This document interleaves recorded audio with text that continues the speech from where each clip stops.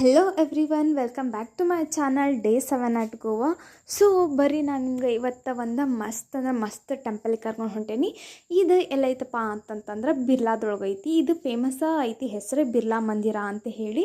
ಎಂಟ್ರೆನ್ಸಿಗೆ heavy Q ಇತ್ತು, ಭಾಳ ಅಂದ್ರೆ ಭಾಳ ರಶ್ ಇತ್ತು. ಅದಾದಮೇಲೆ ನೋಡಿರಿ ಬಿರ್ಲಾ ಮಂದಿರ ಅಂತೇಳಿ ಟೈಟಲ್ ಕೊಟ್ಟಾರಲ್ಲಿ. ಅದಾದಮೇಲೆ ಇಲ್ಲಿ ನೈಟ್ ಹೋಗೋದೇ ಬೆಟರ್. ಅದಾದಮೇಲೆ ಇಲ್ಲಿ ಯಾವುದೇ ಥರದ ಎಂಟ್ರೆನ್ಸ್ ಫೀಸ್ ಇಲ್ಲ. ನೋಡ್ರಿ ಗುಡಿ ಎಂಟ್ರೆನ್ಸಿಗೆ ಎಷ್ಟು ಭಾಳ ಅಂದ್ರೆ ಭಾಳ ದೊಡ್ಡ ಏರಿಯಾ ತೊಗೊಂಡು ಇವರು ಗುಡಿನ ಕಟ್ಸಾರ. ಫುಲ್ ಅಂದ್ರೆ ಭಾಳ ಪೀಸ್ ಐತಿ. ಇಲ್ಲಿ ಹೋಗೋದಾದ್ರೆ ನೀವು ನೈಟ ಹೋಗ್ರಿ, ಯಾಕಂದ್ರೆ ಗುಡಿ ನೈಟ ಪೂರ ಚಲೋ ಕಾಣಿಸ್ತೈತಿ. ಲೈಟಿಂಗ್ಸ್ ಎಲ್ಲ ಭಾರಿ ಐತಿ. ಅದಾದಮೇಲೆ ಈ ಗುಡಿ ಫೇಮಸ್ ಆಗಿರೋದಪ್ಪ ಎದಕ್ಕಂತಂದ್ರೆ ರಾಧಾಕೃಷ್ಣ ಮಂದಿರ ಅಂಥೇಳಿ ಫೇಮಸ್ ಆಗೈತಿ. ಇಲ್ಲಿ ರಾಧಾಕೃಷ್ಣನ ಮೂರ್ತಿ ಅಷ್ಟು ಸ್ಥಾಪಿಸೋದಲ್ದ ಬೇರೆ ಬೇರೆ ದೇವ್ರದ್ದು ಮೂರ್ತಿಗಳನ್ನ ಸ್ಥಾಪಿಸಾರ. ನೋಡಿರಿ, ನಾನು ನಿಮ್ಗೆ ಹೊರಗೆ ಬಂದು ಪೂರ ಗುಡಿ ತೋರಿಸ್ಬೇಕಂತೇಳಿ ವಿಡಿಯೋ ಮಾಡೀನಿ. ಇದನ್ನು ಇಷ್ಟು ಅಂದ್ರೆ ಭಾರಿ ಚಂದ ಐತಿ. ಫುಲ್ ಲೈಟಿಂಗ್ಸ್ ಎಲ್ಲ ಪೂರ ಗೋಲ್ಡನ್ ಥರ ಕಾಣತಿತ್ತು. ಮತ್ತು ಏರಿಯಾ ನೋಡಿರಿ ಎಷ್ಟು ದೊಡ್ಡದೈತಿ. ನೀವು ನೋಡ್ಬೋದು, ನೋಡಲ್ಲ ಎಷ್ಟು ದೊಡ್ಡದೈತಿ.